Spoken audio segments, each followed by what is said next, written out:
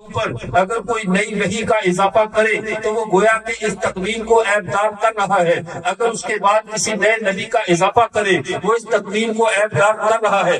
یہی وجہ ہے امت مسلمہ نے کبھی بھی عقیدہ ختم نبوت پہ نہ کبھی سستی کا مظاہرہ کیا ہے نہ کبھی کوئی کمپرومائز کیا ہے. اسی لیے آپ غور کیجئے حضرات صحابہ کرام رضوان اللہ تعالی علیہم کے معاملے میں کہ جب رسول اللہ صلی اللہ علیہ وسلم کے بعد مسلمہ کذاب دعوی نبوت کرتا ہے، حالانکہ مسلمہ کذاب کوئی اوپرا نہیں تھا. یہ مسلمہ کسی دور دراز کسی حبشیوں اور افریقیوں کے علاقے کا فرد نہیں تھا. یہ وہی آدمی تھا جو رسول اللہ کی خدمت میں حاضر بھی ہو چکا تھا.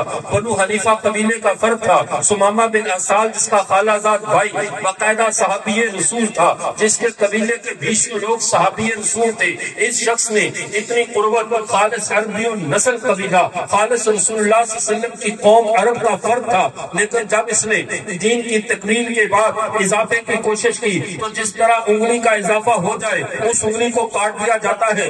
اس کو ہاتھ کے ساتھ برداشت نہیں کیا جاتا کہ جو اس تکمیل کو عیبدار کر رہی ہے، یہ تکمیل کا حسن خراب کر رہی ہے. جب صحابہ کے زمانے کا وہ فرد جس نے رسول اللہ کی مجلس کا شرف پایا تھا، جس نے رسول اللہ کی مہمانی کا شرف اٹھایا تھا، جس کے قبیلے کے لوگ صحابہ بھی تھے، جو خود رسول اللہ کی مجلس میں حاضر بھی ہوا تھا، قبیلہ عرب قوم سے تعلق میں رکھتا تھا. عرب لوگ اپنی اصلیت میں معروف ہے، اپنی قوم کا خیال رکھنے میں معروف ہیں. لیکن جب اس مسلمہ کذاب نے رسول اللہ کے دین پر نئی نبوت کا اضافہ کیا، 40,000 لوگ اس کے قبیلے کے ساتھ کھڑے ہو گئے. اس وقت حضرات صحابہ کی تعداد اتنی زیادہ نہیں، کم و بیش 1.25 لاکھ کے قریب صحابہ موجود ہیں. یعنی اگر صحابہ 2 ثلث ہے تو 1 ثلث پورے کا پورا اس شخص کے ساتھ کھڑا ہے. لیکن اس صحابہ نے اس بات کی پرواہ نہیں کی کہ اب کیا کریں، اگر ہم ٹکراتے ہیں تو اپنی قوم بھی ماری جائے گی، ٹکراتے ہیں تو اپنی قوم کا یہ فرد ہے.